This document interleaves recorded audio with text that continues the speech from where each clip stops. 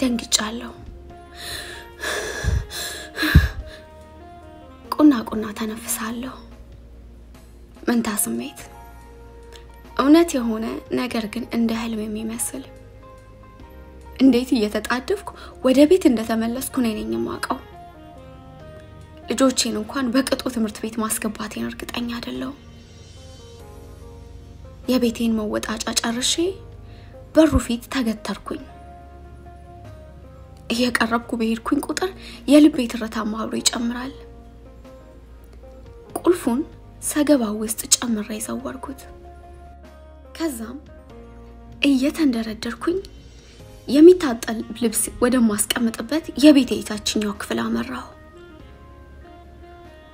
ዛሬ እንደ ወትሮ የቤቴን ቁልፍ መንቀል አለማንቀልን የማረጋግጥበት ሰዓት የለኝም ይሄም ሲዳላ ነው አይገርምም በህይወታችን እንደ ትልቅ ነገር ይዘን የምንጠነቀቅላቸው ነገሮች የከፋ ነገር የመጣ ሲመስለን ግድ አይሰጡንም ለነገሩ እንቤት አለኝ አው ጣዋት ያየሁት ነገር አሁን ከሆነ ቤትም ህይወትም ትዳርም የለኝም ክፍሉ እንደደረስኩ የሚታጠቡ ልብሶችን ያዘውን ገንዳ በቁሙ ገለበጥኩት ልክ ቆሻሻ ገንዳ ውስጥ ገብቶ ራቡን ለማስታገስ እንደሚጣደፍ ውሻ ልብሱን እያተረማመስኩ የባለቤቴን ሸሚዝ ፈለኩት ቆይ ግን ቢሆንስ ቆይ ያየሁት ነገር እውነት ቢሆንስ ምን ልሆን ነው ልጆቼ ምን አረጋቸዋለሁ ነገር ግን ሽምገላ ነው ያየሁት ነገር እውነት መሆኑን ውስጥ ያውቃል አሁንም ሸሚዙን የምፈልገው ልቤ ሊኪደው የፈለገውን እውነት ለመቀበል እንጂ ዛሬ ማለዳ ላይ ሸሚዙን ካንዴም ሁለቴ እያገላበጥኩኝ ያረፈበትን የቀይ ሊፕስቲክ ተመልክቻለሁ አሁንም ግን ልቤ እውነት አይደለም ብሎ እየታገለኝ ነው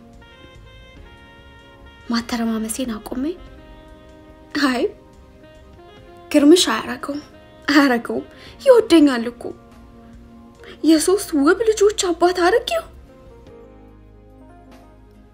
ቤት እኮ ሰርተናል ትልቅ የፍቅር ቤት በልባችን ላይ የተመሰረተና ጣታችን ላይ ባለ ቀለበት የታሰረ ቤት ህይወት ለዚህ ህይወት ደግሞ የከፈልኩትን ዋጋ ያውቀዋል አላማዬን እቅዴን ትቼ ለሱ ሚስት ለልጆቼ እናት ለመሆን ስል ሁሉንም ነገር እንደተውኩት ያውቃል ስለዚህ አያረገው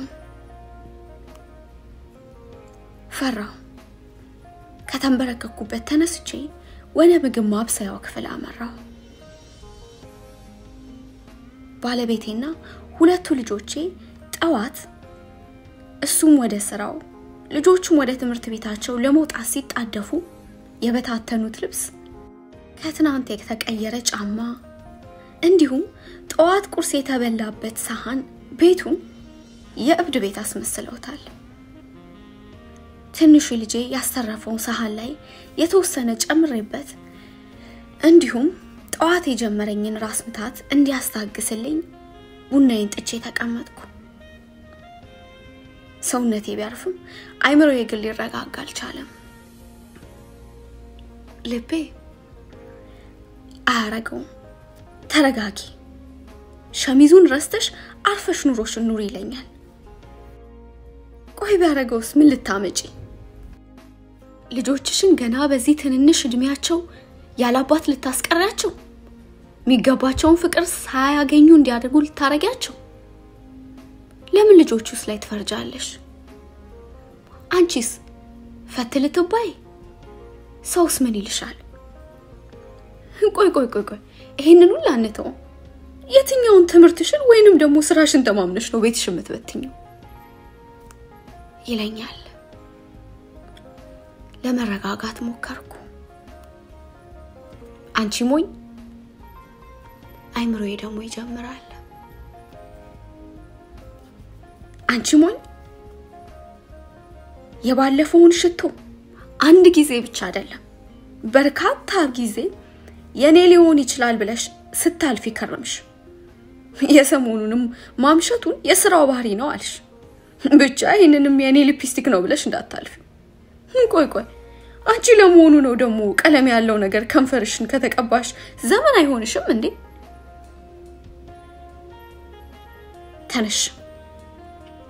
ተነሽና ያን ሸሚዝ አግኘው። ከዛም እላዩ ላይ ያረፈበት ቀለም ምን እንደሆነ አረጋግጪ። ዛሬን እንኳን ባሌ ልጆቼ ማለት ተተሽ ለራስሽ ይሄንን አድርጊ። ተስፈንጥሬ ተነሳው።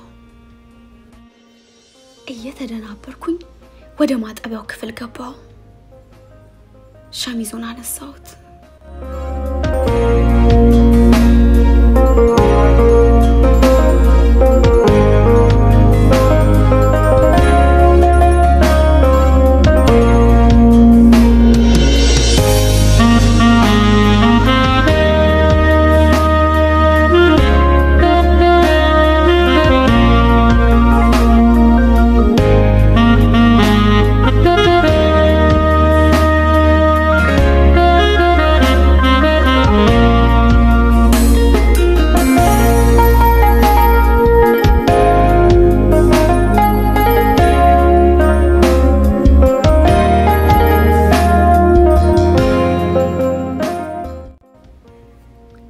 ከለቅሶና ከዋይታ ጋብ ብዬ ወደ ራሴ ስመለስ የእጅ ስልኬ የሥራ ሰዓቴ ሊደርስ 40 ደቂቃዎች ብቻ እንደሚቀሩት አመለከተኝ።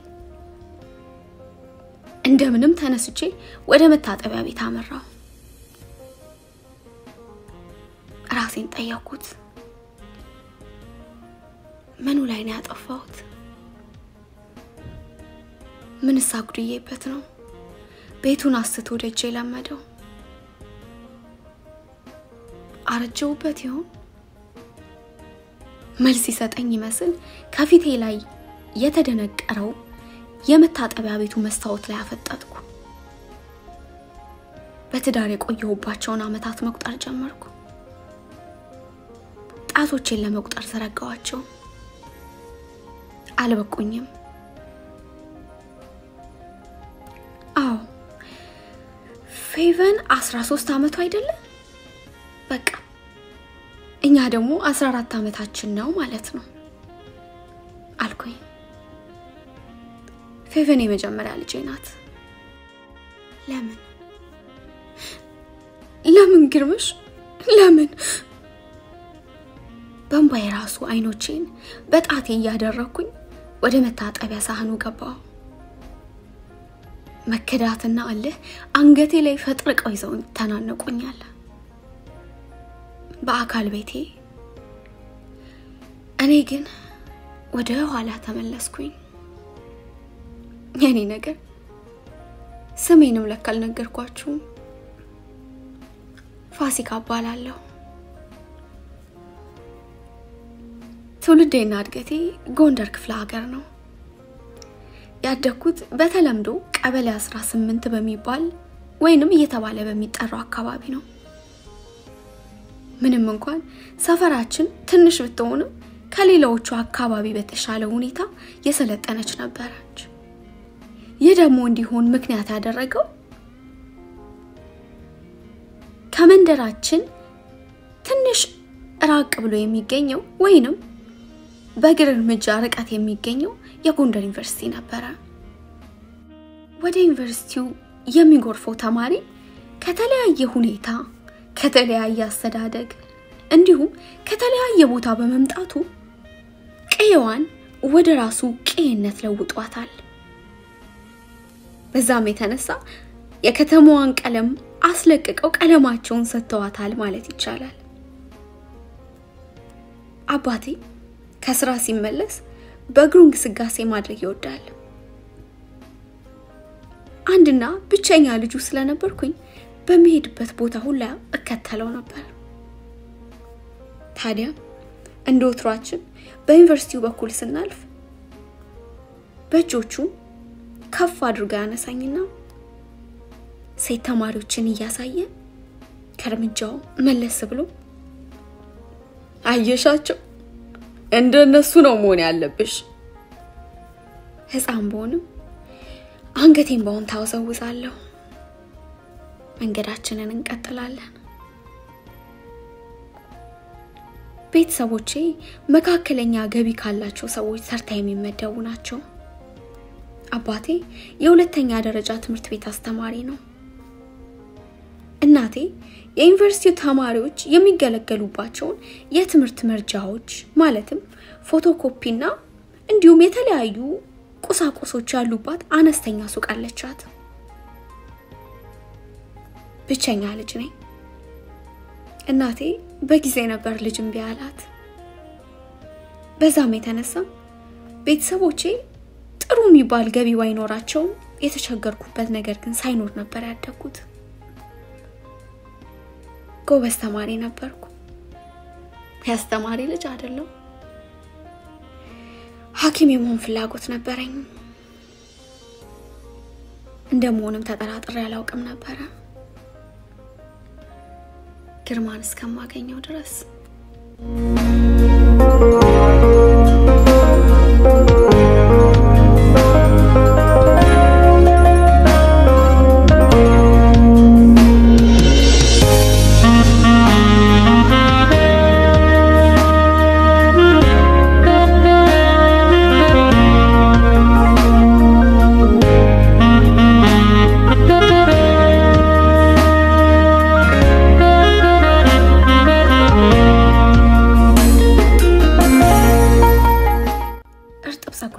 እንደ ነገሩ አሲሼ ወደ ስራዬ ለመሄድ እየተጣደፍኩ ወጣሁ። ራሴን አሁንም እጠይቃለሁ፣ ለምን? ምን አጎደልኩ? መከዳት ከትዳር በላይ መውስለት ብቻ አይደለም። አሁን የሚያመኝ ስሜቱ የመጣው ግርማ ከሌላ ሴት ጋር በመተኛቱ ብቻ አይደለም። ይልቁንም በውስጤ የሚንከራተተው ጥያቄ የበታችነት ስሜት ነው። አንዳንዴ ይገርመኛል፣ ራሴንም እጠይቃለሁ። አስተዳደጋችን ይሁን ወይም የራሳችን ሐሳብ ባላውቅም አብዛኞቻችን ግን ለራሳችን ጥፋት ብቻ ሳይሆን ለሰዎችም ጥፋት ጭምር ራሳችንን ተጠያቂ አድርገን እናስባለን። አሁንም እየሆነ ያለው ይሄ ነው። እስኪ አስቡት፣ እንዴት ነው ለግርማ ክህደት እኔ ተጠያቂ ልሆን የምችለው? ክህደቱ የራሱ የስነ ምግባር መበላሸቱ ነው ሳለ ተመልከቱኝ። መንስኤዋን ግን ራሴን አድርጌ ያጎደልኩበትን አስባለሁ። እየተጣደፍኩ ከቤት ወጥቼ መኪናዬ ውስጥ ገብቼ ወደ ስራዬ ቦታ መክነፍ ጀመርኩ። ጊዜ ዓለምን ከሚዘውሯት መስፈሪያዎች ዋነኛው ጊዜ ነው። ጊዜ ፈቺ ነው። ጊዜ ፈራጅ ነው። ግን ጊዜ እንደ ወንዝ በአንድ አቅጣጫ የሚፈስ ነው። ማንም አያቆመው፣ ማንም ወደ ኋላ አይመልሰው። አያያዙን ወይም አካሄዱን ያልተረዳ ሰው መጨረሻው ጸጸት ነው። ተማሪ ትዳሩን እኮ አልጠላውትም ልጄ። ቢያንስ ግን እንደው ሴት ልጅ የቅባት መግዣ እንኳን ሳይኖራት በሰው ጥላ ስር መኖር የለባትም ፋሲካዬ። አባቴ ነበረ። የመጨረሻ ቀን ግርማን ለማግባት እንደወሰንኩ ስነግረው ይሄን ያለኝ። የትራፊክ መብራት ይዞን ቆመን። አጠገቤ ከመንገድ ላይ የገዛሁትን ቡና ኖሬው ነበረ። አንስቼ ጥቂት ተጎነጨውለት። ጸጸቴ ላይ መራራውን ቡና ጨምሬ ያወራረድኩት።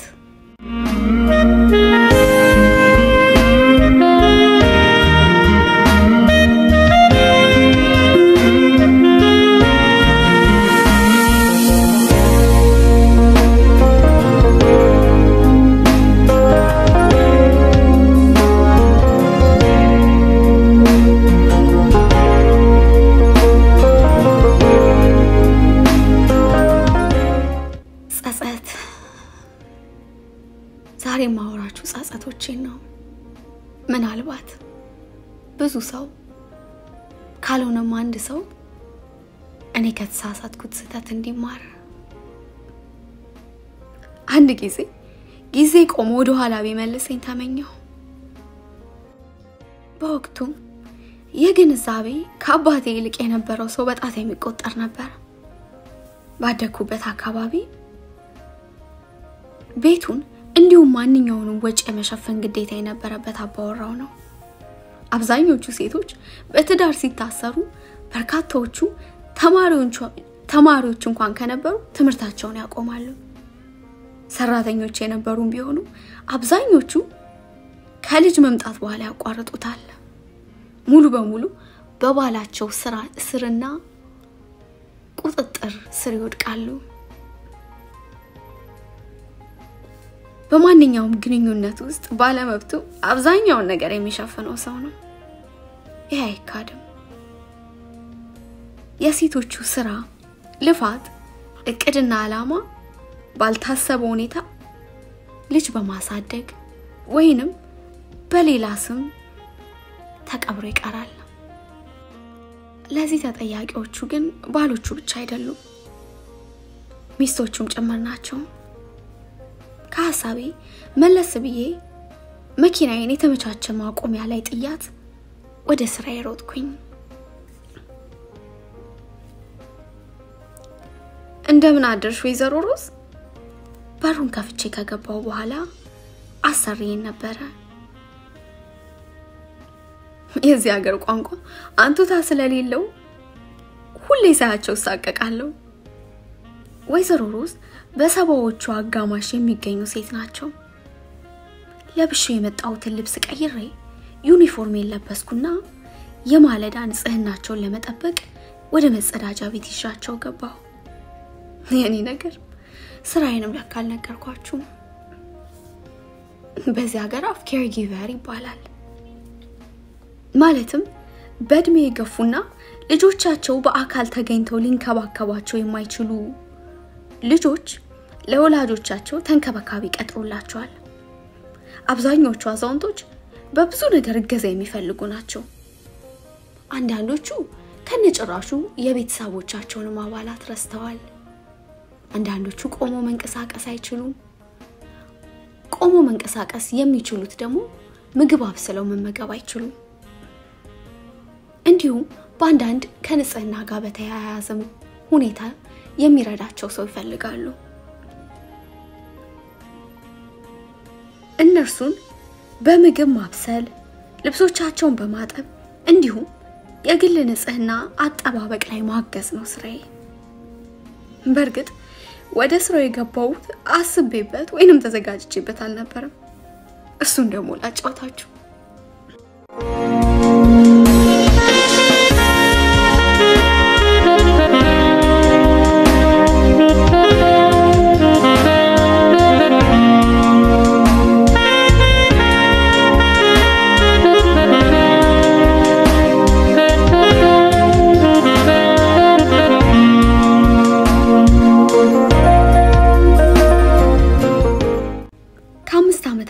ነበረ ግርምሽ ለቤት ቅድመ ክፍያ የሚሆን ገንዘብ ማጠራቀማችንን ነግሮኝ ቤት ለመግዛት የወሰነው።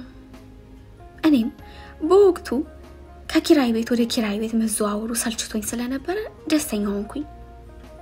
ነገር ግን ሰፈሩ ከነበርንበት ቦታ አንፃር ገና አዲስ በመሆኑ የልጆች ሁኔታ አስፈርቶኝ ነበረ። የቤቱ ጉዳይ ግን በቶሎ ነበር የተጠናቀቀው።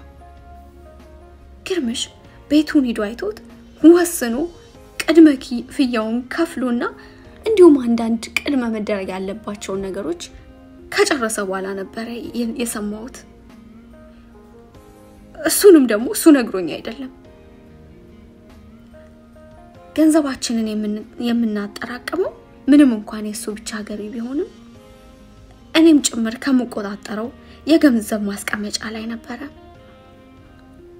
ታዲያ አንድ ቀን ማለዳ በርከት ያለ ብር መቀነሱን ባንካችን መልእክት ስለላከልኝ ተደናግጬ ስልክ ደወልኩለት ግርምሽ ብር አውጥተሃል እንዴ ዛሬ ደንግጬ ነበር አዎ አዲሱ ቤታችንን ያያየው ነበር ለሲዩም ይሆን ቅድመ ክፍያ አውጥቻለሁ እንዴ ሳታማክረኝ እኔ ቤቱን ሳላየው ለልጆቹ ይመች ለትምህርት ቤታቸው ይመች ሳናውቅ ፋሲክ እኮ ጀስ ቤቱን እንዳይሸጥብን ቀብድ ማለት ነው መተሻይተሹ የሐሳብ ለውጥ ካለሽ እንተዋለን አትተማብኝብኝም እንዴ ማታሽ ማይት ትፈልጋለሽ ይሄንን ልብስ መልበስ አልፈልግም ወይዘሮ ሮዝ ነበረች ከሐሳቤ ፈንቀላ የማትወደውን ቀሚስ አምጥቼባት ስለነበር ያስታወሰችኝ እሺ ቀይረዋለሁ አይ ፎጣ አልብሽኝና ወደ መልበሻ ክፍል ውሰጂኝ ራሴ ቀይረዋለሁ ፎጣ አልብሼ እጄን ለመደገፊያ ይሆናት ዘንድ አቀበልኳት ቀስ እያለን ወደ መልበሻ ክፍሉ አመራን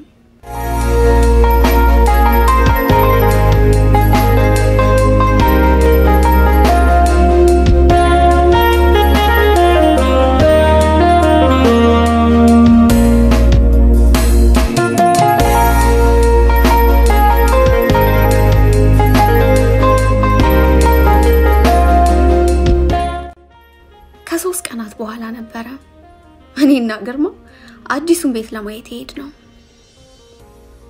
አዲስ የተገነባ መሆኑን ቦዶ ሰፈሩ ግን ረጫለና ምንም የሌለበት መሆኑ አስፈራኝ ልጆቹ ከማን ጋር ይጫወታሉ ነገር ግን ከልጆቹ ባልተናነሰው ያሳሰበኝ የራሴ ማህበራዊ ኑሮ ጭምር ነበር የምኖረው በርካታ ሀበሻ በማይገኝበት ኖርዝ ካሮላይና የሚባል አካባቢ ነው ያለች ማህበራዊ ህይወት ጠባብ ብትሆንም ነገር ግን በችግሬ የሚደርሱብኝ እንዲሁም ጭንቀቴን የማወያያቸው ሁለት ቤተሰቦች ሆኑ ጓደኞች ነበሩኝ የግርማ ስራ ያስተማምንም የተለያየ ጊዜ ለስራ ስብሰባዎች እንዲሁም ለተለያዩ ጉዳዮች ከሀገር ይወጣል ጥሩ ስራ ስላለው ብደሰትም ቤቴን ባይጎልብኝም ሙሉ በሙሉ ግን የቤቱን ኃላፊነት እኔ ላይ ነው ያለው በሀገሪቱ ህግ መሰረት 8 አመት ያልሞላው ልጅ ብቻውን ቤት ውስጥ ጥሎ መሄድ አይቻልም በወቅቱ የመጀመሪያ ልጄ 8 አመት አልሞላትም ነበር ስለዚህ በመሄድበት ሁላ 3 ልጅ እየጎተትኩ ለመሄድ አንደኛው ጓደኛ የቤት አስቀምጣቸው ነበር አሁን ግን ያም ነገር ሊቀር ነው እንደዛ ተሸራርፋም ቢሆን ማገኛት የነጻነት ትንሿ ሰዓት የምትቀር ነው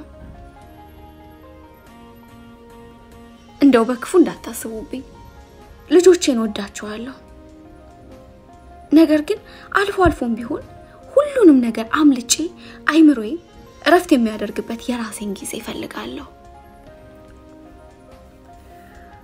ፋሲክ የዋሃቱኝ እንጂ አሁን እኮ የቀሩት ቤቶችም ግንባታ ይጠናቀቃል ማጀም እኛ ብቻ አይደለንም ይሄን ቤት ምንሰማውና መንገዛው ብዙ ሰው መግባት ይጀምራል አካባቢው ሙሉ ይሆናል እነርሱም ይለምዳሉ ልከራከረው ፈልጌ ነበር ነገር ግን ይሄን ሐሳብ ያቀረበልኝ ለመወያየት ሳይሆን ወስኖ ጨርሶ እንደመጣ ተረድቻለሁ ወትሮም በዚህ ቤት ውስጥ የኔ ሐሳብ ጉልበት ኑሮ ታያውቅም ውሳኔውን ለመቀየር ሳይሆን እቅዱን እንዳውቀው ነው ያመጣኝ ለምናገረውም እያንዳንዱ ነገር መልስ እንዳለው ገብቶኛል። ፋሲክ አንቺ እኮ ስለማጣቂ ነው እንዲህ አይነት እኮ አዲስ ሰፈር በጣም ነው የሚፈልገው። በእንቁላሉ በቀጣሽኝ እንዳለው ሕፃን የመጀመሪያ ስህተቴ ያሁኑ ጸጸቴ የጀመረው እንደዚህ ነው። ግርማ ከኔ የተሻለ ዕውቀት እንዳለው ጥርጥር አልነበረኝም። ነገር ግን ለራሴ ድምጽ መታገል ነበረብኝ። ለምን ማለትና መጠየቅ ነበረብኝ። ገንዘቡ ከሱ ኪስ ቢወጣም የልጆቹ አሳዳጊ ነኝ መሆኔን ለትዳሬ ከሱ ያልተናነሰ ዋጋ እየከፈልኩ እንዳለው ማወቅ ነበረብኝ። ቤቱን ብቻውን እንዳላቆመው የኔም አስተዋጽኦ ከሱ እንደማይተናነስ መናገር ነበረብኝ። አንድ ከልጅነቴ የማስታውሰው አባባል አለ። ሰው የሚያከብራችሁ ራሳችሁን ባከበራችሁት ልክ ነው። እኔ ናኩት ማንነቴን እንዴት ሰው ያከብርልኛል? በህይወቴ ላይ የሱ ውሳኔ ብቻ እንዲሆን መፍቀድ አልነበረብኝም። ቅድም እንዳልኩት ነው ራሴ ያላከበርኩትን ራሴ ያልተሟገትኩለትን የኔ ድምጽ ግርማ እንዴት ያከብርልኛል? ከሁለት ወራቶች በኋላ የቤቱ ጉዳይ ተጠናቆ ወደ አዲሱ መኖሪያችን ገባን። መጀመሪያ ሰሞን የሰፈሩ ጸጥታ አስፈርቶኝ ነበር። ሶስቱም ልጆቼ እድሜያቸው ለትምህርት ስለደረሰ አብረውኝ ያለመዋል ጀመሩ። ምንም እንኳን የቤቱ ስራ ፋታ ባይሰጠኝም ብቻዬን መሆን ግን በጣም ያስፈራኝ ነበር። በዚህ ሁኔታ ወደ 1 አመት የሚጠጋ ከቆየው በኋላ ነበር ነገሮችን የሚቀያየር ነገር የመጣው። ልጆቼን ከትምህርት ቤት ይዤ እየተመለስን እያለ ከቤታችን በ10 ደቂቃ ልዩነት ርቀት ያለ የተጠናቀቀ የመኖሪያ ቤት ህንጻ ስር የቤት ዕቃዎችን የሚያወርድ መኪና ይታያል። ትንሹ ልጄ ፈጠን ብሎ እማ አዲስ ጎረቤት አገኘን ብሎ አንገቱን ወደ ቤቱ አቅጣጫ አዞረው። አንገቱን ተከትዬ ዞርኩኝ። ፌቨን ፈጠን ብላ እማ ህፃናት ልጆች ይኖራቸው ይሆን? ታድለን ወንድ ልጅ ካላቸው ከኔ ጋር ኳስ ይጫወታል። ቅዱስ ወይም የመጨረሻ ልጄ ነበር ይሄንን ያለው። ሁለተኛው ልጄ ግን ስም ብሎ የቃሉ ውጣቸውን ከማዳመጥ ውጪ ምንም አላለም። ዳግም በብዙ ነገር ልጅነቴን ያስታውሰኛል። ጭምት ነው። ምንም እንኳን ገና 7 አመቱ ቢሆንም ከእድሜው በላይ ብስል ነው። ረጅም ወሬ፣ መከራከር፣ መጫጫ አይወድም። ይሄ ባህሪው ያደገበት ከሄደ ሰዎች ቅንነቱንና ዝምታውን አይተው እንዳይጎዱብኝ ይፈራለሁ። እማ በበራፉ በኩል እንለፍና ልጆች እንዳሏቸውና እንደሌሏቸው እኔ ቅዱስ ዛሬውኑ ጓደኛ ማግኘት እንዳለበትና ወይንም ደግሞ እንደሌለው ማረጋገጥ ፈልጓል። በርግጥ ልጅ ስለሆነ አልፈርድበትም። በዛ ላይ ደግሞ ብቸኛ ናቸው። እምቢ ማለት ብፈልግም ኩርፊያውን ስለማልችለው በሰዎቹ በር ለማለፍ ተገደድኩ። ወደ በሩ ስንደርስ አንድ ወንድና አንድ ቆንጂዬ ሴት ህፃን እቃ ከሚያራግፈው መኪና አጠገብ እየዘለሉ ይጫወታሉ። yes ሴት ልጅ ፌቨን በደስታ ከመቀመጫዋ ላይ እየዘለለች ነበር። ሀበሻ አልኩኝ ቀስ ብዬ።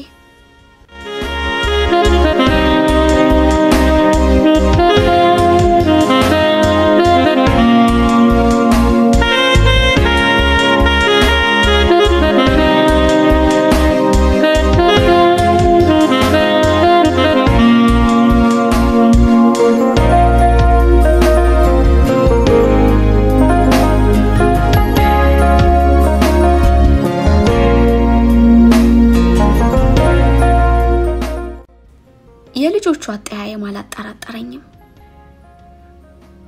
ወዲያውኑ እቃም ያራግፈው መኪና ተነሳና በር ላይ የቆሙትን ሁለት ጥንዶች ማየት ቻልኩኝ።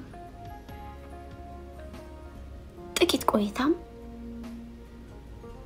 ሴትዮዋ ወደ ህፃናቶቹ ያየች በቃ እንግባና አሁን ደግሞ የውስጡን እቃ እናስተካክል አለቻቸው።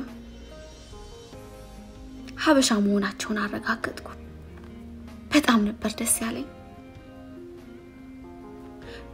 እማ በቃ እንሂድ፣ ሴትዮዋ ወደኛ እየመጣች ነው አለችኝ ፌቨን። የኔ ነገር ለካ ፈዝዤ ሴት ልጇን እያየውባት ነበር። እስካሁን እንደተደናበርኩኝ ነበር። በፍጥነት ከመኪና የወረድኩኝ። እየፈራው እየተባው ሰላም ሀበሾች ናቸው አይደል አልኳት። እንዲያው መደናበሬ እንጂ ጠፍቶኛል ነበር። ወይኔ ጉዴ ብላ ዞሬ ቆሞን ሰው ያየችው። ከዛ በኋላ ምኑ ቀጡ ካለፈ በኋላ ያዜብ ባለቤት ለግርምሽ ሲነግረው እንዴ ግርምሽ እኔ ደግሞ እኮ አዜብ ኢትዮጵያ የምታውቃትን የቀድሞ ጓደኛዋን ከየት አገኘች ብዬልሃለሁ።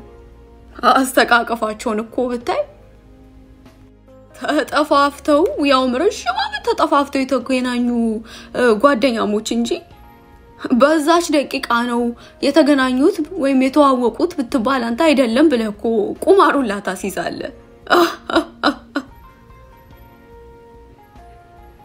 እና አዜብ ወደ ሰፈራችን ከገቡ በኋላ ብዙ የህይወቴ ነገር ተለወጠ። ጠንቃቃ ሴት ናት። የሴት ልኩ የሥራዋ ነገር ሆኖ ሁሌም ቤት ባትገኝም እንኳን ቤቷም እሷም ልጆቿም ንጽት ያሉ ነበሩ። ቅዳሜ ጠዋት ልጆቹን ግርምሽ ይዟቸው ስለሚወጣ ቁርስም የሚበሉት ደጅ ስለሆነ ቤት ማሰናዳት ስለሌለብኝ የኔና ያዜብ ቀናት። አቤት ስወዳት! በማለዳ ተጣጥቤ ቤቴን እንደ ቅጡ አስተካክዬ እየበረርኩ ሄዳለሁ። ቡናዋን ዘርግታ ትጠብቀኛለች። ስለ ብዙ ነገር እናወራለን። ትመክረኛለች። ስራ ቦታዋ ስለመጡ አስቂኝ ሰዎች፣ ስለ ጓደኞቿ፣ ስለ ወደፊት እቅዷ፣ ልጆቿ ትንሽ ከፍ ሲሉ ማስተርስ መማርና ራሷን እንዲሁም ስራዋን ማሻሻል እንደምትፈልግ ትነግረኛለች። ስለ ብዙ ነገር ትገርመኛለች። መቼ አዜብዬ አንቺን እንደው የዳቦ ስም ሲያወጡልሽ ሙሉ መቤት ነው ያሉሽ። እንደ ሁሉን ነገር እንዴት አድርገሽ ነው የምታስተካክዩ እላታለሁ። አንድ ሮብ ቀን ልጆቼን ትምህርት ቤት አድርሼ ስመለስ ደወለችልኝ። እሺ ወይዘሮ ዛሬ ከየት ተገኘሽ? ስራ የለም እንዴ አልኳት። ዛሬ አቤ ነው ልጆቹን ወደ ትምህርት ቤት የሚያደርሳቸው እና ከስራ በፊት ትንሽ ክፍተት አግኝቼ ነው። አብነት ባለቤቷ ነው። በጣም ያግዛታል። የቤታቸውን ኃላፊነት የሚወጡት አብረው ነው። ከሷ በጎደለ እሱ፣ ከሱ በጎደለ እሷ። ቤቱን ያጸዳል፣ ልጆቿን ያለብሳል። ተራ ከሆነ ምግብ ሳይቀር ሰርቶ ይጠብቃታል።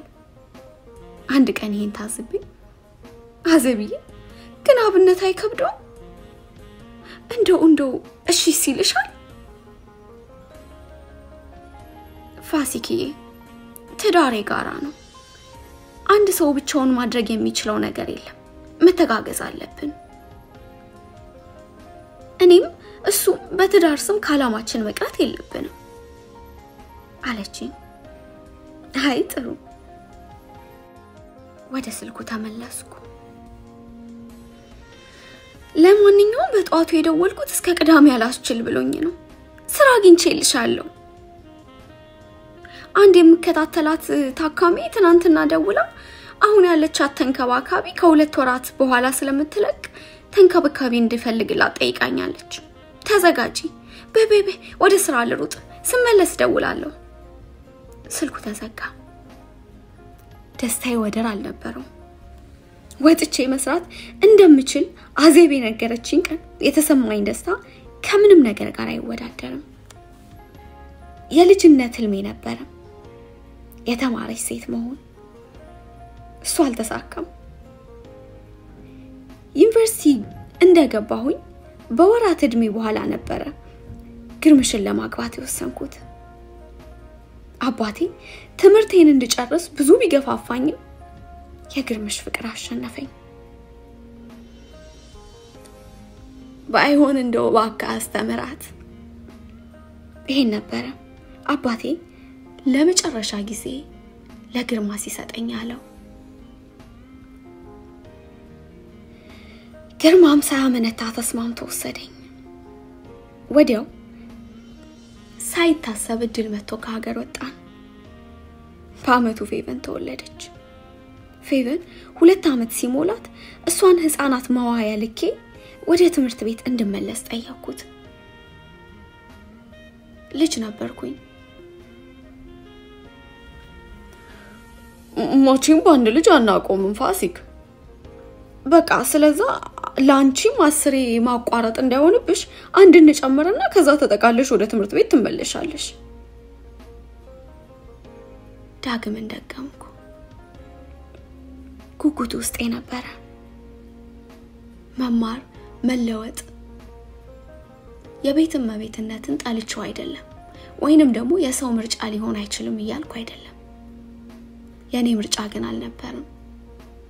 ፋሲካ የምትፈልገው ትዳሯንም ቢሆን የተማረች ሴት መሆንንም ጭምር ነበር። እየሰሩ ልጅን ማሳደግ በእኔ አልተጀመረም። እንደሚቻል ደግሞ አዜብ ምስክር ናት። ልክ አራስነቴን እንደጨረስኩኝ ድጋሚ ጥያቄውን አነሳው። ነገር ግን ቤተሰቦቹ ሊጠይቁን ከኢትዮጵያ እየመጡ ስለሆነ ከዛ በኋላ ወደ ትምህርት ቤት መሄድ እንደምችል ነገረኝ። ደስ አለኝ። ለኔም ቢሆን አማቾቼን እቤቴ ቁጭ ብዬ ማስተናገድ እንጂ እየወጣ እየወረድኩ አልፈለኩም ነበር።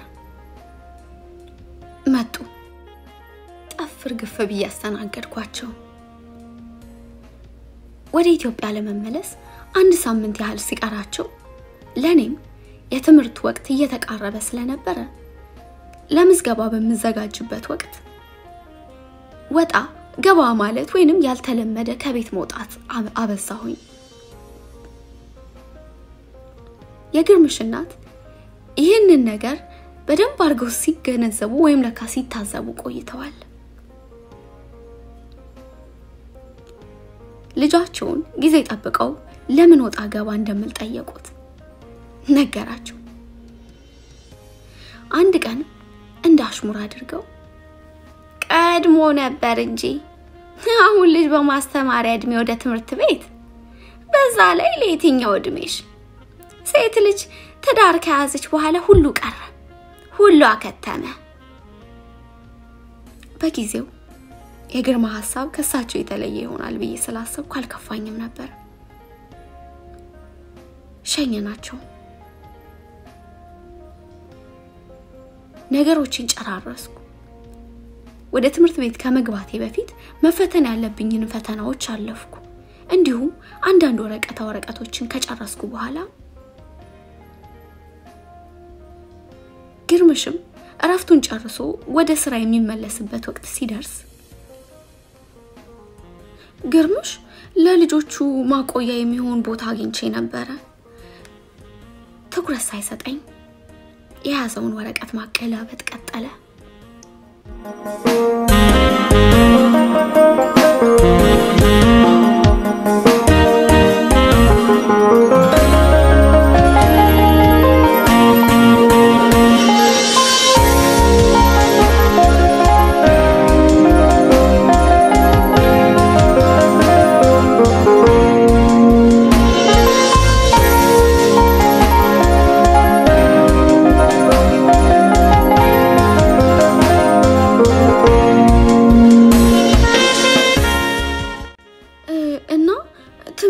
የሚጀምረው ከአንድ ወር በኋላ ስለሆነ ካሁኑ እንዲለማመዱ ብናስገባቸውስ ምናልባት በመሃል እንደው እነሱም ካልተመቻቸው እንኳን ለመቀየሪያ ጊዜ እናገኛለን። ጥቂት ደቂቃዎችን ጠበቅኩት። መልስ የለም። እየሰማኝ ነው ግን እንዴ አንተን አይደል እንዴ ማናገረው? መልስ አልሰጠኝም። ገርምሽ አንቺ ልጅ ከምርሽ ነው እንዴ? ያዘውን ወረቀት ከፊት ለፊት ወዳለው ጠረጴዛ ላይ አስቀምጦ ዞሮ ተመለከተኝ። ደነገጥኩ። የጠየቀኝ ጥያቄ ካሰብኩት ምላሽ ጋር ለየቅል ሆነብኝ። ፋሲክ የግርማ ክፋት የተለየ ነው። ማድረግ የሚፈልገውን ነገር ሳታምንበት አሳምነው የሚያደርግ ሰው ነው እንጂ አስገድዶ ወይንም ተከራክሮ አይደለም። ፋሲክ እንደምታውቂው ምሰራው እኔ ብቻ ነኝ። አንድ ደሞዝ የቤት ወጪ ሆኖ የቤት ኪራይ ተከፍሎ የመኪና ተከፍሎ ለልጆች መቆያ ተከፍሎ ለአንቺ ትምህርት ተከፍሎ እንዴት ይሆናል? እንዴት አድርጌ እችላለሁ? ግርምሽ የኔ ትምህርት እኮ ክፍያ የለውም። በዛ ላይ ደግሞ ለልጆቹም እኮ መንግስት ያግዘናል። አቋረጠኝ። እሺ ሌላውንስ ማን ይከፍለዋል? ለኔ ማስብልኝ እንጂ። ደግሞስ ምን አጣው ብለሽ ነው ወደ ትምህርት ቤት የምትመለሹ? ቤት ውስጥ ያጎደልኩት ነገር አለ? አንገቴን ሰብሬ ሰማልኩ። ግን እኮ ለአባቴ እንደዚህ ብለህ አይደለም የወሰድከኝ ልለው ፈለኩ። ግን ረፍዷል። ያኔ ያመታት ህልሜ ገደል ገባ። ጊዜ ወደፊት እንደሚፈስ ወንዝ ነው። ወደ ኋላ አይመለስም እንጂ ቢመለስ። ልጄ ትምህርትሽ መከበሪያሽ ነው። ሁሉም ነገር እንደዛሬው አይቀጥልም። ራስሽን መቻልሽ እንጂ ውበትሽ ፊትሽ ላይ የተሸከምሽው ቆዳ አይደለም ውበትሽ። ግድ የለም ትዳሩ የትሄድብሻል ፋሲካ። ግድ የለም እቺን ትምህርት ብቻ ጨርሻት ያለኝ ዕለት አባቴ እሺ አባዬ አንተ እንዳልከው ይሁን ብዬ ጉልበቱን ስሜ በተመለስኩ ነበር። ትዳሩን ቆይቼ የምፈልጋትን ሴት በገነባው ነበር። በቃ ከዛን ጊዜ በኋላ የመማር ቅዴ በሙሉ ገደል ገባ። እኔም ቤት መቀመጤ ካልቀረ ብዬ ቅዱስን ወለድኩ። የሚገርመው ግን የግርማ ጥያቄ እኔን ያለ ማስተማር ፍላጎት እንጂ የኢኮኖሚ ጥያቄ እንዳልሆነ የተረዳሁት ከአንድ አመት በኋላ የማስተርስ ትምህርቱን ሲጀምር ነበር። ልጆቼን ወዳቸዋለሁ። ነገር ግን ለራሴ እንደ ፋሲካ መሆን የምፈልገው ነገር አለ። እሱን አለመቻሌ ግን ያመኛል። ለ6 አመታት ያህል ተስፋ የቆረጥኩበትን ነገር አንድ ቀን አጋጣሚ እንደ አዲስ ቀሰቀሰው። የሆነ ቀን ቅዳሜ እንደተለመደው ካዜብ ጋር ቁርስ እየበላን እያለ የተሻለ ክፍያ አግኝታ መስሪያ ቤቷን ልትለቅ መሆኑን አስረዳችኝ። አዜቢ ታድለሽ፣ እንደ ሁሉ ነገር ነው የሚሳካልሽ። እንደው ግን ምን አለ እግዚአብሔር ካንቺ ድል ከፍሎ ትንሹ ለኔ ቢያረጋው። እንደው እንደ ሰው ወጥቼ ሳልገባ ጓደኛ ሳላፈራ ስራ ምለው ነገር ቅጥር ሳይኖረኝ እድሜ ያለቀ አልኳት። ቡናውን ቀርታ እስከምትጨርስ ዝም ብላኝ ከቆየች በኋላ ፋሲክ ስራው መስራት ትፈልጋለሽ እንዴ? ቡናውን ማቅረቢያው ላይ አስቀምጣ እጇን ዘረጋችልኝ። አዜብዬ እንደው አሰብኩት አልሆንልኝ ብሎ እንጂ ብዬ ከግርማ ጋር የተፈጠረውን ሁሉንም ነገር አጫወትኳት። እንዴ ፋሲካ አሁንም እኮ ገና ልጅ ነሽ፣ ለትምህርት ደግሞ አይረፍድም። አሁን ደግሞ በዛ ላይ የህፃናት ማቆያ ወጪም የለብሽም። ሁሉም ልጆችሽ ለትምህርት ደርሰዋል። በዛ ላይ ቤት እንኳን ጥለሻቸው ብትወጪ እድሜያቸው በቂ ነው። ማዘብዬ ከዚህ በኋላ ገና እንደ አዲስ ተፈትኜ 4 አመት ተምሬ ስራ ይዤ እስኪያስብው በሐሳብ ብቻ ደከምኩ። ነገር ግን እድሉን ባገኘው አልጠላውም ነበር። እንዴ ፋሲካ የ4 አመት እኮ መማር አይጠበቅብሽም። በጤና ዙሪያ የሚሰሩ ከ1 እስከ 3 ወር ጊዜ ባለው ውስጥ የሚሰለጠኑ ስልጣኖችን ጨርሰሽ ስራ የምታገኝባቸው ብዙ እድሎች አሉ። ያን ዕለት ቤቴ ስገባ የተሰማኝን ስሜት ከምንም ነገር ጋር አላወዳድረውም። ልክ እንደ አዲስ መወለድ፣ በመድረቅና ቅጠሉን በመጨረስ ላይ ያለ አበባ ውሃ ሲያገኝ እንደሚፈነድቀው ልክ የማለዳ ጮራ ፍንጣቂ አዲስ ቀንን እንደሚያበራው እኔም አዲስ ዓለም አዲስ ቀን ሆነልኝ። የኔ ነገር ወደ ኋላ ተመልሼ ለእናንተ ወሬን ስቀድ ወይዘሮ ሮዛን በረሃብ ገድያት ነበር። እስኪ ደግሞ እሷን ለመግብና ወሬን እቀጥላለሁ።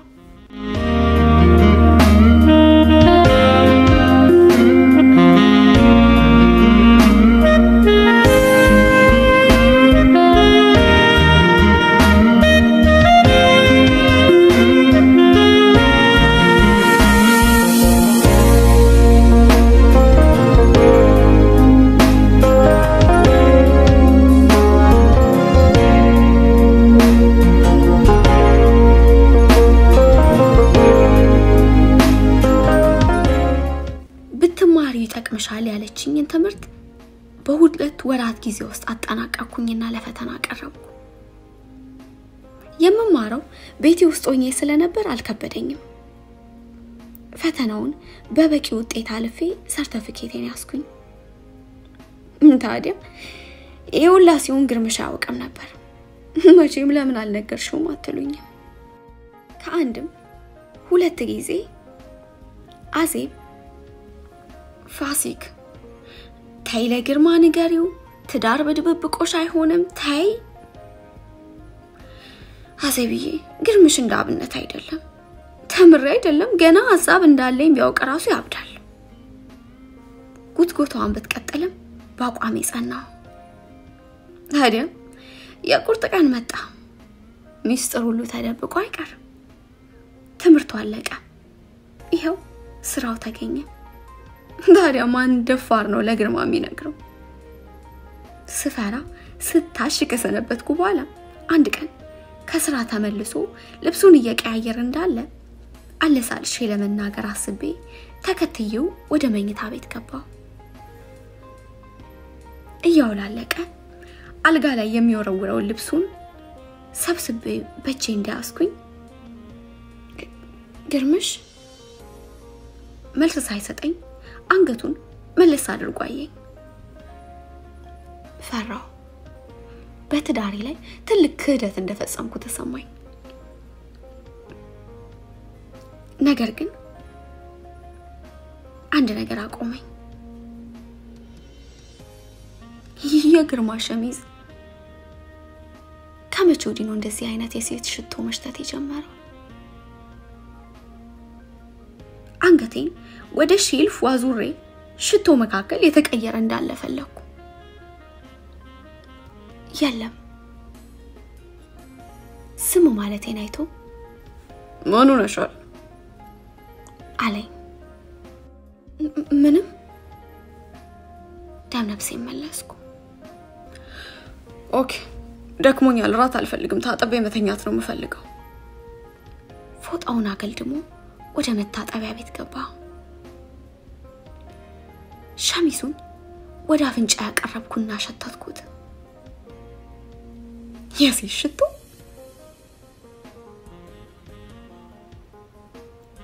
ፋሲካ ዛሬ ደህና ነሽ አለችኝ ወይዘሮ ሮዝ። አው ምን ነው? የበላችበትን ሳህን አንስቼ ወደ ማጠቢያው እየጨመርኩት ነበር። ዛሬ ልክ አይደለሽም። ልጆችሽና ባለቤትሽ ደህና ናቸው? ፈገግ አልኩና አው ሮዝ ራሴን ስላመመኝ ነው። ወይዘሮ ሮዝ ጋር መስራት ከጀመርኩኝ እንግዲህ ወደ 4 አመት እየሆነ ነው። ስለዚህ የስሜቴን መለዋወጥ ከማንኛውም ሰው በላይ ታውቀዋለች። አሁንማ ግርማን በትክክል ከማገኘው ሰዓት በላይ እሷን ሆኗል ማገኛት። በቃ ዛሬ ወደ ቤት ሂጂና ረፊ፣ ነገ የቀረውን ትሰሪዋለሽ አለችኝ። አንዴ ደግሞ ላጥብ የሰበሰብኩትን ልብስ እያየች አልተከደረደርኩም። በምን ፍጥነት ከቤት ወጥቼ መኪናዬ ውስጥ እንደተሰካው አላውቅም። ለማንኛውም እኔ እናንተ ከቆምንበት ቀጥለን እንጫወት። እኔም ሳላቀው ወደ ቤት እደርሳለሁ።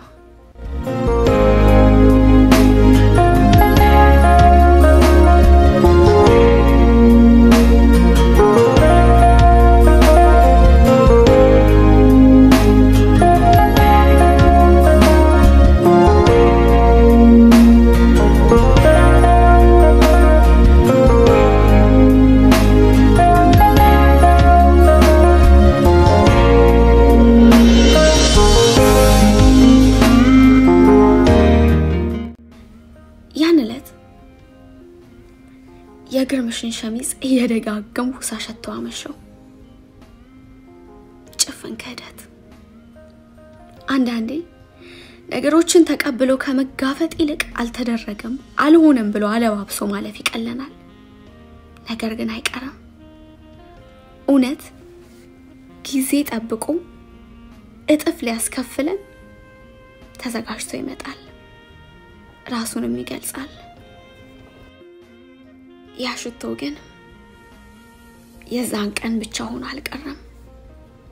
ዘወትር ባይባልም አልፎ ግን የማላቀው ጠረን ቤቴ ድረስ ይመጣል።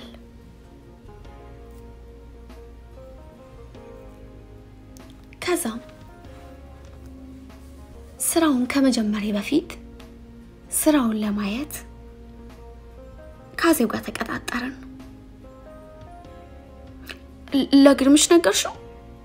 ልክ እንዳገኘችኝ ነበር የጠየቀችኝ። መኪና እየነዳች ስለነበረ አንዴ መንገዷን መለስ ደግሞ ብላ እኔን እያየችኝ ነበር።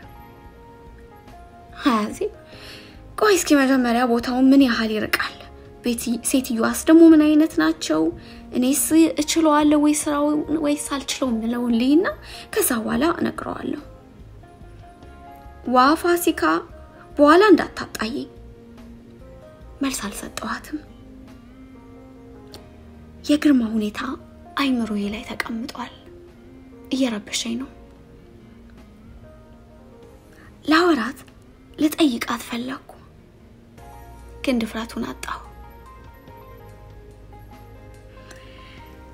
አሁንም ራሴን ጥፋተኛ ማድረግ እንደሆነ ተሰማኝ። እንዴት ጉዴን ከቤት አውጥቼ አወራለሁ? አሁን እኮ እኔና ግርማ ብቻ አይደለንም፣ ልጆች ተፈጥረዋል። ልጆቼ ደግሞ ስለ አባታቸው ከኔም ሆነ ከማንኛውም ሰው መጥፎ ነገር እንዲሰሙም እንዲያስቡም አልፈልግም። ግድ የለም ላሳልፈው፣ ለልጆቼ ስልቻለሁ። መቼስ ሰው ጉዱን ሲያወራ ምክር ፍለጋ ነው። አዜብ እንደሆነ ደግሞ ቆራጥ ናት። ተፋጂ ብትለኝስ እንዴት ሆናለሁ? ልጆቼ እንዴት ሊሆኑ? ፌቨን እንኳን አባቷን በአይኗ አታው አይደለም ሲያመሽባት እንኳን እንዴት እንደምትሆን አውቃለሁ። ስለዚህ ግድ የለም ፋሲካ፣ ጎሽ ለልጇ ስትል ተወጋች አይደለም። አሳልፊው ትችዋለሽ፣ አሳልፊው። ህይወቴ በጸጸትና በቁጭት የተሞላች ናት። አሁንም እድል አግኝቼ ወደ ኋላ በመለስ ያየው የማላልፈው ትልቁ ስህተቴ ነው። ምን ያንለት ቆም ብዬ አዜብዬ ግርምሽ እኮ ልክ አይደለም ከስራ በኋላ ያመሻል ስልክ አያነሳም ማታም አልፎ ካልሆነ በስተቀር እራት አብሮን አይቀመጥም ይባስ ብሎ ደግሞ ሰሞኑን ጭራሽ የማላቀው ጠረን ይዞ እየመጣ ነው አዜብዬ ደሞ የሚገርምሽ አንድ ሽቶ ብቻ አይደለም የሚሸተኝ ብዙ አይነት ነው ባልኳት ነበር ያምሻል እንዴ አናግሪው ከዚህ በላይ ምን ምልክት ፈለግሽ እንዴ ጠይቂው መልስ ካልሰጠሽ ጥተሽ ውጪ ፍቺ ሞት አይደለ ትለይ ነበር ልጆቼስ አዜብዬ ልጆቼ ምን አደርጋቸዋለሁ ፋሲካ በልጁ ቆዳ የተቀበረ የለም ትለይ ነበር ባደኩበት ማህበረሰብ ፍቺ ነውር ነው ትዳር እስከ ሞት የሚገባ ቃል ኪዳን ነው ሁለቱም ጥንዶች ባሉበት ሁኔታ ደስተኛ ቢሆኑ ባይሆኑ ትዳሩ ግን የመቀጠል ግዴታ አለበት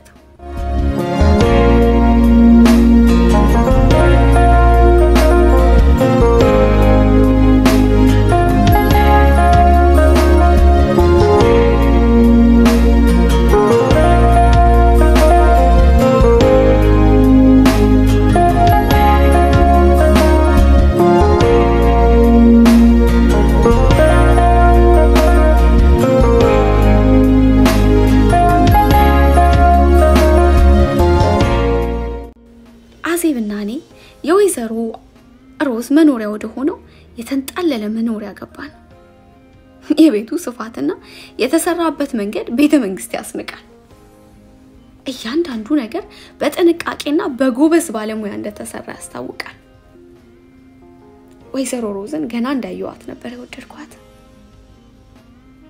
የቆዳ ቀለማቸውና ውበታቸው ይለያይ እንጂ አያቴን መሰለችኝ እሷም በኔ በጣም ደስተኛ ሆነች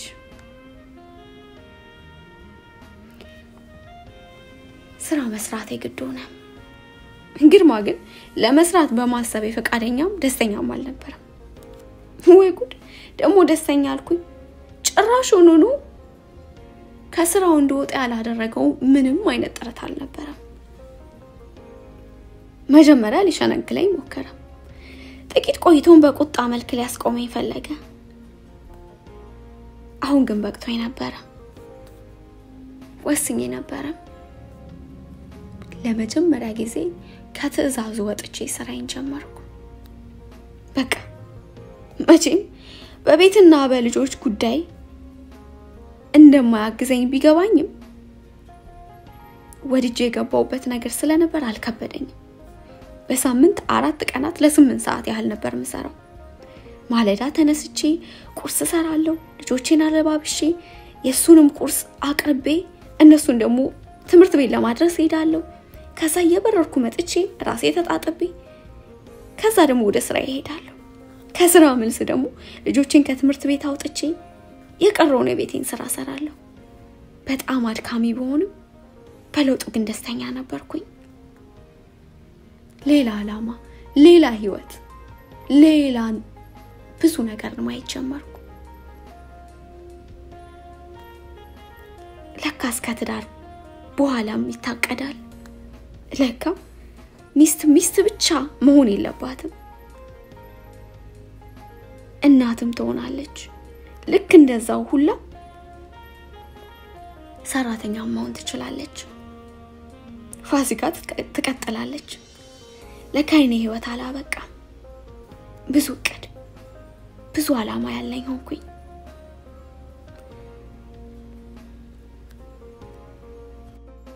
አንድ ቀን እንዴ እግዚአብሔር ይመስገን አሁንማ እኮ ወሬሹላ ተቀየረ ግርምሽ ልጆቹ ግርምሽ ልጆቹ ነበር እኮ ወሬሹላ ያኔ ነበረ አዜብ እንደዛ ስትለኝ ምን ያህል በዚህ ወሬ እንዳሰለችዋት የገባኝ እኔ ደስተኛ ያየሁንኩኝ ስመጣ በተቃራኒው ግርማ ሙሉ በሙሉ ሰላሙን አጣ። አንዳንዴ ግን ድክም ይለኝና ስራውን እርግፍ አድርጌ ትቼ ለመቀመጥ አስባለሁ። ግን ለያዘኝ ለምን ሰርቼ ባገዝኩት ለምንድን ነው ሁሉ ጊዜ ቤት እንደሆነ የሚፈልገው? ለምን ለውጥ ያስደስተው? ሌባ እናት ልጇን አታምነው። ራስን መቻል ነፃነት ነው። ምንም እንኳን የኔ ገቢ ትልቅ ሆኖ ቤቱ ላይ ለውጥ ባያመጣ እያንዳንዱን ነገር ከሱ ከመጠየቅ ግን ስላዳነኝ ደስተኛ ነኝ።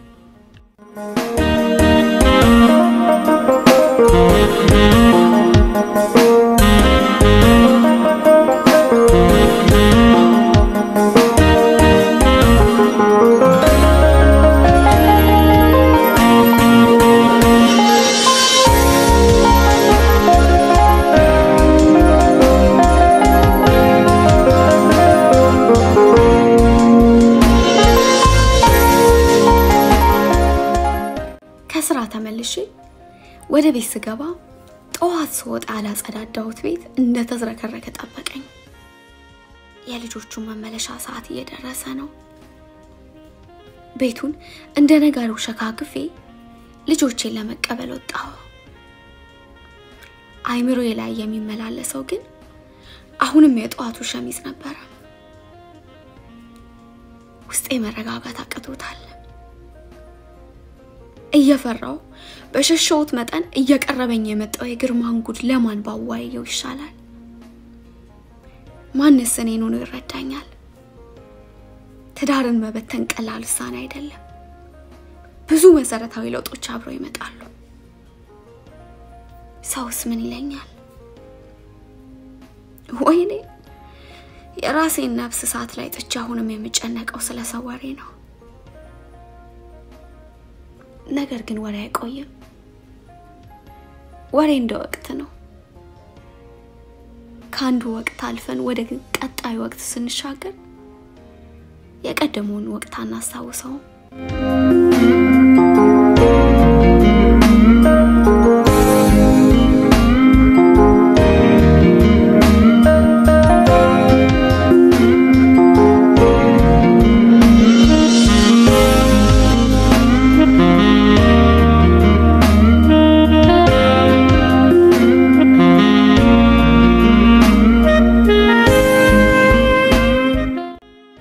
የልጅነት ፎቶግራፎቼንና የሰርግ ፎቶዎቼን ያዘውን አልበም ይዤ መሬት ላይ ተቀመጥኩኝ።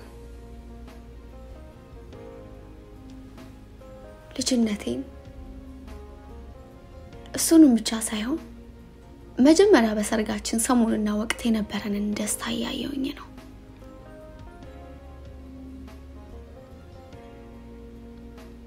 እማ ደህና ነሽ? ከጎኔ በርከክ ብሎ በትንንሽ እጆቹ የሰበርኩትን አንገቴን አቅንቶ እንባይን አደረቀልኝ። ከፊቱ ፊቴን እያሸሸው እንባዎቼን እንደያየ ታገልኩ። እንዳግሜ እየተጫወትክ አይደል እንዴ? ከመቼው መጣ? እናቴ ምን ሆነሻል? ትንንሽ አይኖቹ እንባን አዝለው ነበር። ብዙም ሳይቆይ አይኖቹ ቆቦች መሸከም ያቃታቸውን እንባዎች ያፈሱት ጀመር። ለኔ ሞት ማለት ይሄ ነው። ያለ ፍቃዳቸው ወደ ምድር ያመጣዋቸው ልጆች ማሰቃየት ብችል ልጆቼ ክፉ እንዳያቸው እድሜ ልኬን በጠበቅኳቸው። ወደ ፈጣሪ ረጅም እድሜ መኖር ከተመኘው የምመኘው ልጆቼን እየተከታተልኩ ለመጠበቅ ነው። ከክፉ ልጋርዳቸው። አባቴ ምንም አልሆንኩም፣ ራሴን አሞኝ ነው። እንባዬን አደራረኩ። ይኸው እኔም ትቻለሁ፣ አንተም በቃተው። ሂድና ከእህትና ከወንድምህ ጋር ተጫወት። እኔ ትንሽ ልተኛ ይሻለኛል። ሳይመስለው ወጥቶ ሄደ። በሩን ዘጋሁት።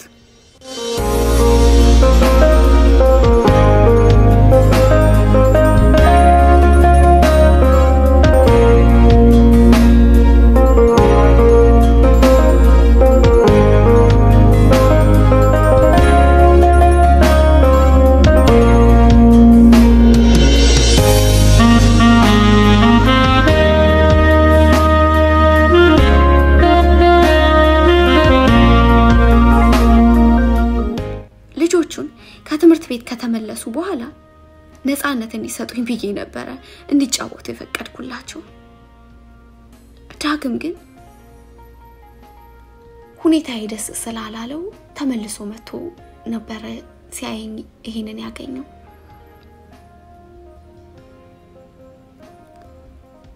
አሁንም ግን ማቋረጥ ስላልቻልኩኝ ማልቀሴን ተያያዝኩት። ግርማ እኮ እንዲህ አልነበረም። ግርማን ያወቅኩት ወደ እናቴ ሱቅ የትምህርት መርጃ ዕቃዎችን ለመሸመት ሲመጣ ነበር። የጎንደር ዩኒቨርሲቲ ተማሪ ነበር። ቅዳሜና እሁድ ትምህርት ስላልነበረኝ ከእናቴ ጋር አብሬ ለመዋል ወደ ሱቅ ሄድ ነበር። ከፍ እያልኩ ሲሄድ ደግሞ የሱቁን ሁኔታ ይበልጡን ያወቅኩት ስለመጣው ራሴን ችዬ ሁለቱን ቀናቶች ብቻዬን መስራት ቀጠልኩኝ። እናቴንም አሳረፍኳት።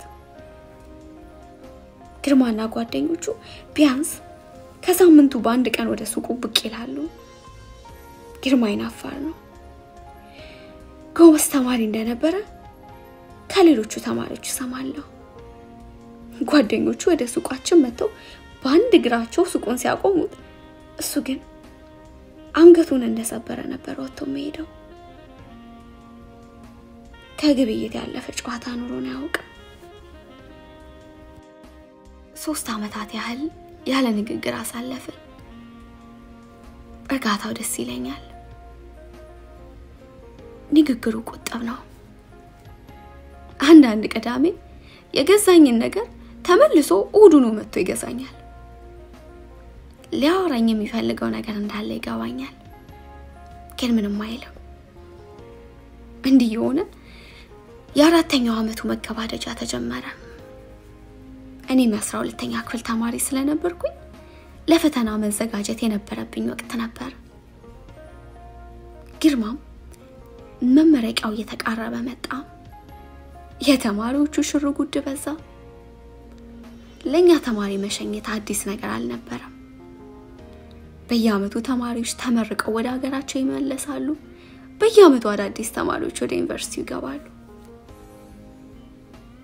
የዘንድሮ ቀን ትንሽ ቀራለኝ። ውስጤ ልክ እንደ ቀርቡ ሰው መራቁን አልወደደውም።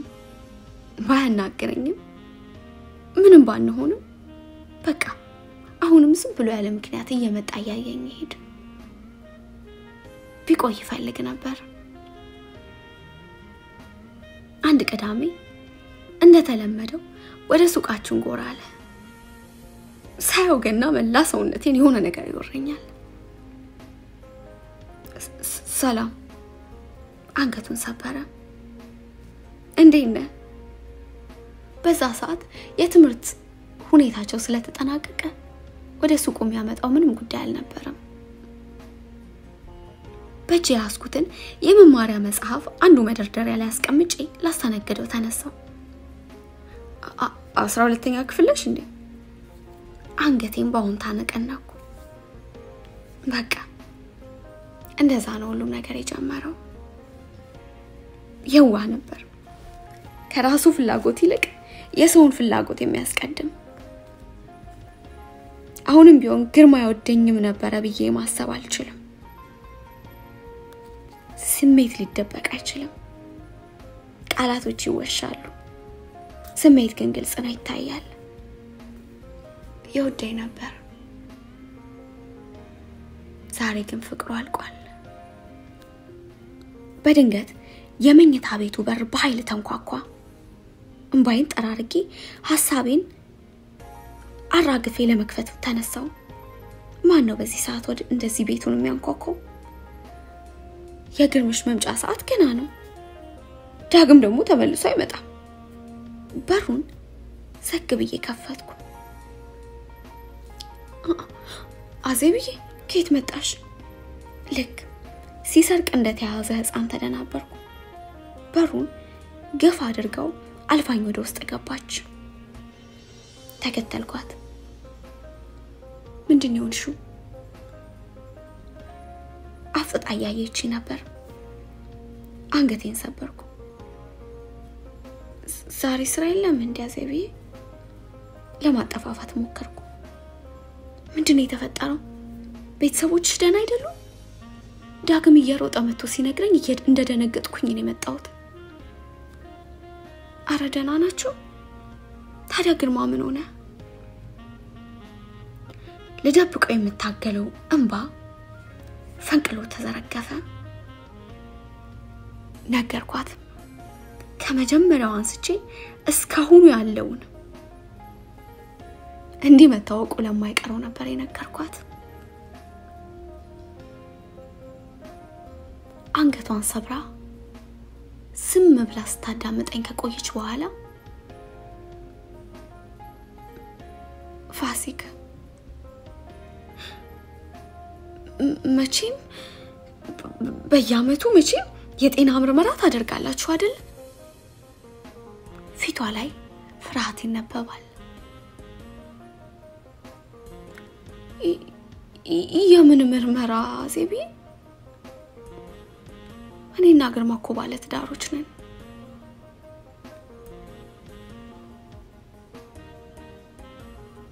በሁለት እጆቿ ፊቷን ጨምቃ ያዘችው። ጊዜ አላጠፋችም። ከወንበሯ ተስፈንጥራ ተነሳች። ተነሽ አሁኑኑ ሐኪም ቤት እንሂድ። ለምን? ተነሽ ተቆጣችኝ። ተከትያት ወጣሁ። ልብሳችንን መቀየሪያ ሰዓት አላገኘንም። መኪናዋ ውስጥ ካስገባችኝ በኋላ ልጆችን ሰብስባ ወደ ራሷ ቤት አስገብታቸው መጣች። ጸጥታ ሆነ። እሷም ለመናገር አልደፈረችም። እኔም ለመጠየቅ ፈራሁ።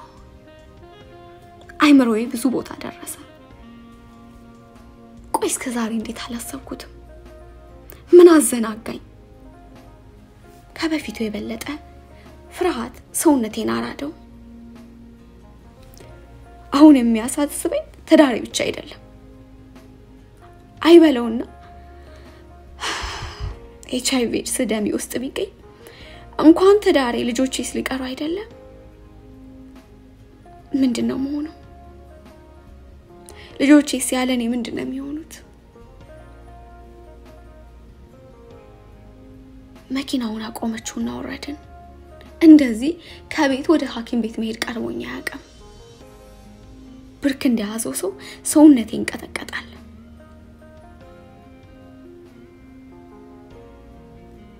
ወደ ውስጥ ገባን። ደም ከሰውነቴ ላይ ለመውሰድ መርፌውን ሰውነቴን በስቶ ሲገባ እንኳን አልታወቀኝም። ውጤቱን ግን በእጅ ሳይሆን በአድራሻዬ ወይንም በስልኬ እንደሚላክልኝ ተነግሮኝ ወደ ቤት ለመመለስ ወደ መኪናችን ገባን።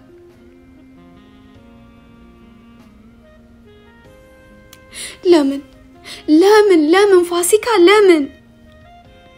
5 አመት እኮ አብረን ነበር የኖርነው። እንዴት ይሄን ያህል ጉድ ዝም ትይኛለሽ? ይሄ ከኔ ይደበቃል? ለካ አታምኚኝም ነበር። እኔ ቤቴን ህይወቴን ገልጬ ሳሳይሽ አንቺ ለካ ትደብቂኝ ነበር። ታዲያ ለዚህ ካልሆነ አብሮ መብላት መጠጣቱ ምንድነው ትርፉ? አለቀሰች። ተከትያት መንሰቅሰቅ ጀመርኩ። መልስ አልነበረኝም።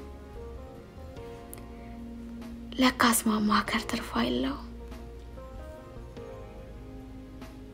ለካስ ሁሉም ሰዎች ታሪካችንን መስማት የሚፈልጉት ሊፈርዱብን አይደለም፣ ሊያግዙንም የሚፈልጉ ሰዎች አሉ። ቅን ሰዎች ተፈጥረዋል። ለካስ እንደማስበው ብቻዬን አልነበርኩም። ሁላችንም ህይወት ውስጥ እንዲያሉ ሰዎች አሉ። ምን ያህሎቻችንን በአግባቡ የምንጠቀምባቸው? ምን ያህሎቻችንስ ነን ሰው ጉዳችንን እንዳይሰማብን ብለን ራሳችንን አዘቅት ውስጥ የምንጨምረው? ሰው ብቻውን ይሆን ዘንድ አልተፈቀደም አይደል መጽሐፉስ የሚለው? ሌሊቱ የአመታት ያህል ረዘመብኝ። አይኔን ጣሪያው ላይ እንዳንከራተትኩት ነጋ። ልጆቹን ከትምህርት ቤት አድርሼ ስመለስ አዜብ በር ላይ ቆማ ማገኘዋት። ገና ስታየኝ ሰፍ ብላ ምን አዲስ ነገር አለ አለችኝ። እስካሁን ወደ ስልኬ ምንም የመጣ መልእክት የለም። በሩን ከፍቼ ወደ ውስጥ አስገባኋት። ከስራ እንደቀራች ስለገባኝ ቡናዬን ማቀራረብ ጀመርኩ። ምን አሰብሽ? ተመቻችታ ለመቀመጥ አንድ እግሯን በአንዷ እግሯ ላይ እያነባበረች ነበር የጠየቀችኝ።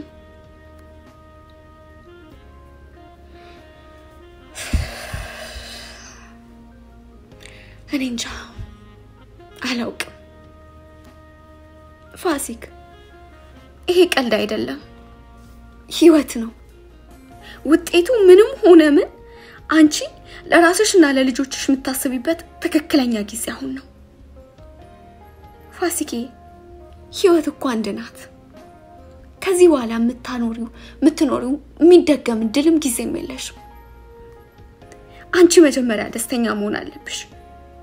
ሁሉንም ነገር ለማየት አንቺ መጀመሪያ መኖር አለብሽ። አንቺ ከቀረሽ ግን ሁሉም ይቀራል።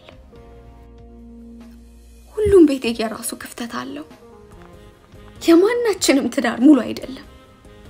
እንኳን ሁለት የተለያዩ ሰዎች ከሁለት የተለያየ ሁኔታ የመጡ ሰዎች ይቀርና አንድ ሰው ራሱ ከራሱ ጋር በቀን ስንት ይጣላል።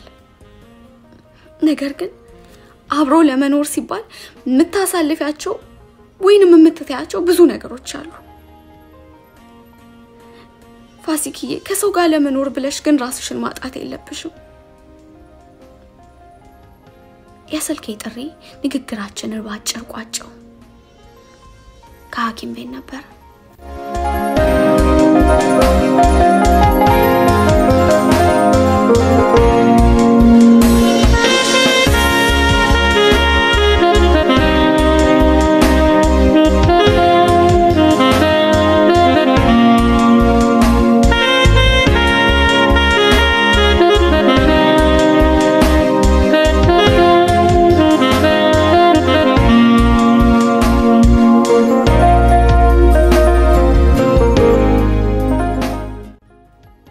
ሐኪም ቤት እንደደረስን ወደ ዶክተሯ ቢሮ ከመግባቴ በፊት አዜብ እጆቼን ጭምቅ አድርጋ ይዛኛለች። ፋሲክ፣ አይዞሽ፣ ውጤቱ ምንም ቢሆን ምን አብሬሽ ነን፣ እናልፈዋለን አለችኝ። የአዜብ ሁኔታ ይበልጥ እየረበሸኝ መጥቷል። ስልኩ ተደውሎ ሐኪሟ ውጤቷን በአካል መጥቼ መውሰድ እንዳለብኝ ስትነግረኝ በቃ ያኔ ነበር ፊቷ ክስም ያለው። ሐኪሟ ውጤቴን ይዛ እስከምትመጣ ድረስ የጀመርነውን የኔንና የግርማን ትውውቅ ልጨርስላችሁ።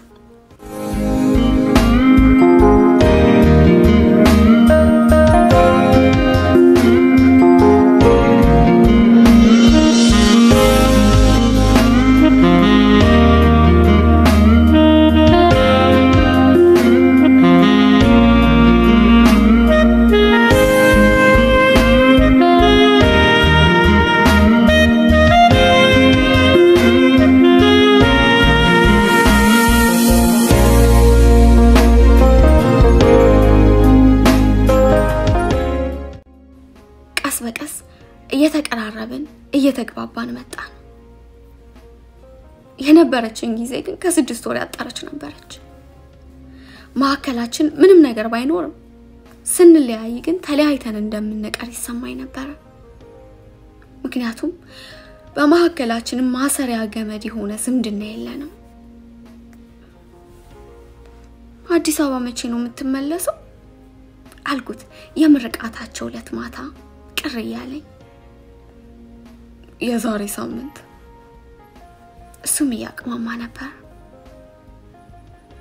በቃ እዛ ስትሄድ ግን ትረሳኛለህ አይደለ? አንባይ ለመቆጣጠር ታገልኩ። ለምን? እኔ ማረሳሽም ባይሆን አንቺ እንዳትረሽኝ። እኔ ማረሳም አንተ እኮ ነህ ሀገሩን ጥለው የምትሄደው። እኔ ሀገሩን ጥዬው አልሄድም። አንተ ግን ትልቅ ከተማ ስትገባ እቺን ትንሿን ከተማ ትረሳታለህ። ለጥቂት ደቂቃዎች ዝም ብሎ ካየኝ በኋላ እኔ እወድሻለሁ ሁኔታው አልሆንልኝ ብሎኝ እንጂ አብሬሽ መሆን ፈልጋለሁ አረሳሽም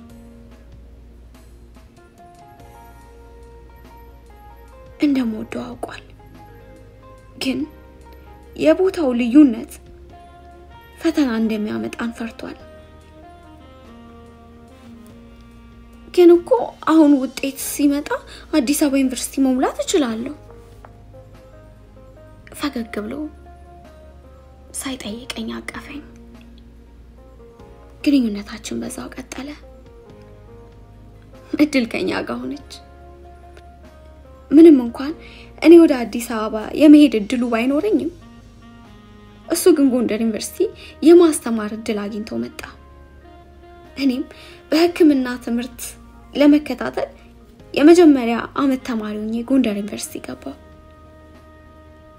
ግርማ በጣም መልካም ሰው ነበር ያለ አንዳች ኮሽታ 6 የፍቅር ወራቶችን አሳለፍን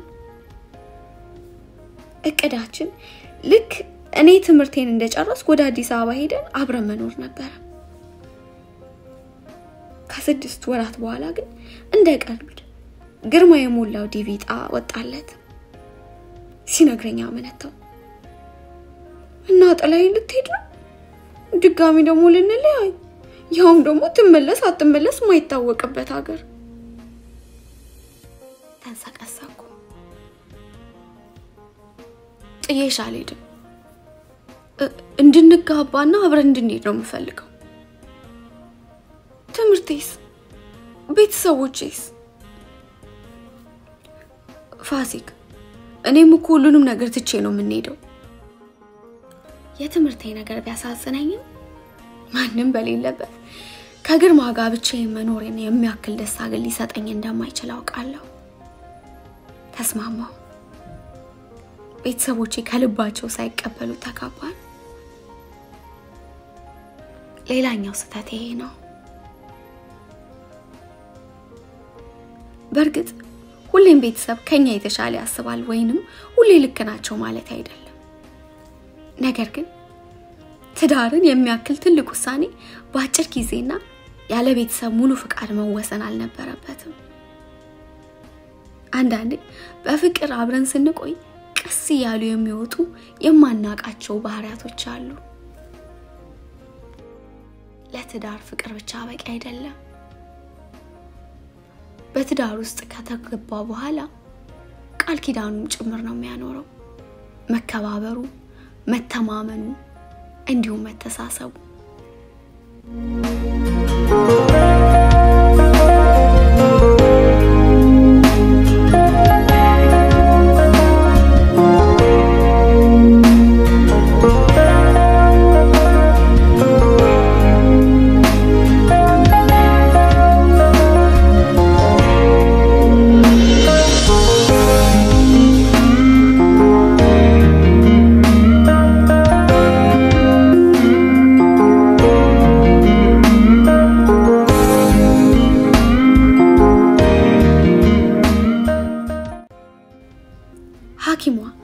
የህክምና ወጣይቴን ይዛ ወደ ቢሮዋ ገባች ከህክምና ክፍሉ ስወጣ መሬት ላይ እንዳልወድቅ ግድግዳውን እየታከኩት ነበር አዜብ ቀድማኝ አይኖቿ በእንባ እንደራሱ ነበር የጠበቀችኝ ለካስሷ ነገሩ የገባት ገና ማለዳ ሐኪሞቹ ውጤትሽን በእጅሽ ካልሆነ አንሰጥሽም ሲሉኝ ነበር አዜብዬ ጉዶንኩ አዜብዬ ልጆቼ ብቻቸውን ቀሩ አዜብዬ ጉድ ሰራኝ ታንሰቅስቅ ያለቀስኩ ቫይረሱ በደሜ ውስጥ መገኘቱንና ባለቤቴን መጥቶ መታየት እንዳለበት ነበር ሐኪሙ የነገረችኝ ከሰራዋቸው ስህተቶች አብዛኞቹ ቆም ብሎ በማሰብ የሚፈቱ ነበሩ ዳላየኑ ለኔ የምናልፋቸው እያንዳንዱ አጥቃቅን ስህተት ጊዜ ጠብቃ ዋጋ ታስከፍላለች ጊዜ ወስዳችሁ ህይወታችሁን መርምሩ ምድር ላይ ያለው ማንኛውም ነገር ከናንተ ሊበልጥ አይገባም። አዜብ ልታረጋጋኝ ብትሞክርም መረጋጋት አልቻልኩም። ዓለም ላይ የተገለበጠችብኝ መሰለኝ። ነገር ግን እርግጠኛ ነበርኩ ዛሬ እዛ ቤት አላድርም።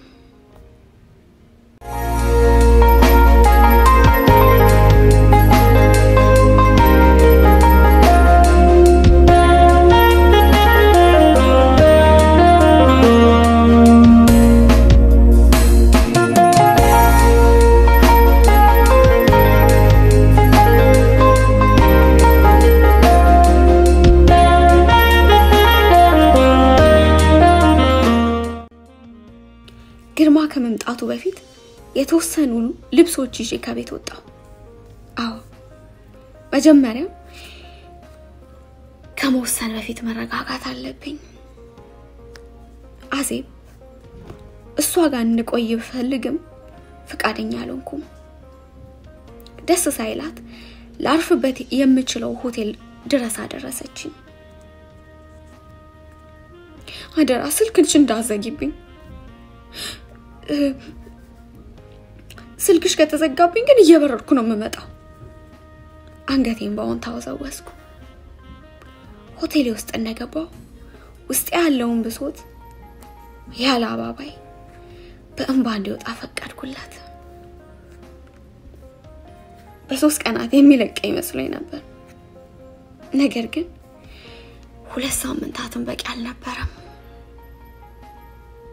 መጀመሪያ ራሴ ፈርሼ መሰራት ነበረብኝ። ትዳሬ እንደማይቀጥልና ልጆቼን እንዴት አድርጌ ከራሴ ጋር እንደማስቀርስ አብሰለስል ሰነበትኩ። በአዜብ አማካኝነት ጠበቃ ጉዳዩን እንዲይዘው ሆነ። ግርማ ቤቱን ለቆ ለመውጣት ተስማማ። እኔም ልጆቼን ይዤ እንድቀጥል መንግስት ወሰነልኝ።